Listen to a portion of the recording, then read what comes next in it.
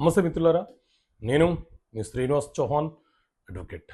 మిత్రులారా, ఒక మహిళకు ఆస్తి స్త్రీధనంగా వచ్చి ఉంటే ఆమె తదనంతరము ఆ ఆస్తిలో వాటా కోరే హక్కు కూతురికి, కుమారులకు, వీలు లేకపోతే వీరి పిల్లలకు సంక్రమించే అవకాశం ఉంటుందా? వారికి హక్కులు వస్తాయా?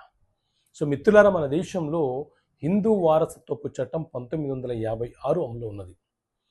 ఇందులోని సెక్షన్ 15 స్త్రీకి సంబంధించిన ఆస్తుల మీద ఎవరికి హక్కులు ఉంటాయి అనే అంశం గురించి ఈ సెక్షన్ చాలా స్పష్టంగా వివరణ ఇస్తుంది.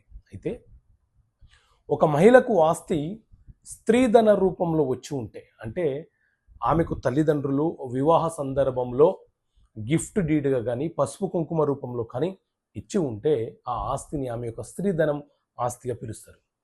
ఈ స్త్రీధనం రూపంలో ఒక మహిళ ఆస్తిని పొంది ఉంటే ఆమె బ్రతికి ఉన్నన్ని రోజులు ఆమె అనుభవించవచ్చు, ఎవరికైనా అమ్మవచ్చు, వీలునామా రాయవచ్చు, ఏ ట్రాన్సాక్షన్ అయినా చేసుకునే హక్కు ఆమెకు ఉంటుంది. ఎందుకంటే ఆ ఆస్తి ఆమె యొక్క సొంత ఆస్తి. ఒకవేళ ఆమె మరణిస్తే ఆ ఆస్తి మీద వాటాలుగా కోరే హక్కు ఆమె యొక్క భర్తకు, ఆమె యొక్క కొడుకులకు, అలాగే ఆమె యొక్క కుమార్తెలకు కూడా ఉంటుంది.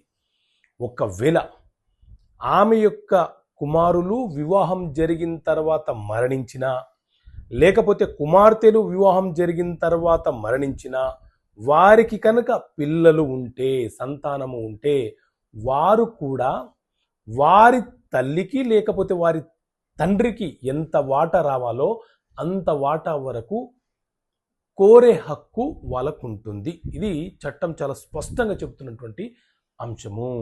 ఓకే మిత్రులారా, థ్యాంక్ యూ. జై హింద్.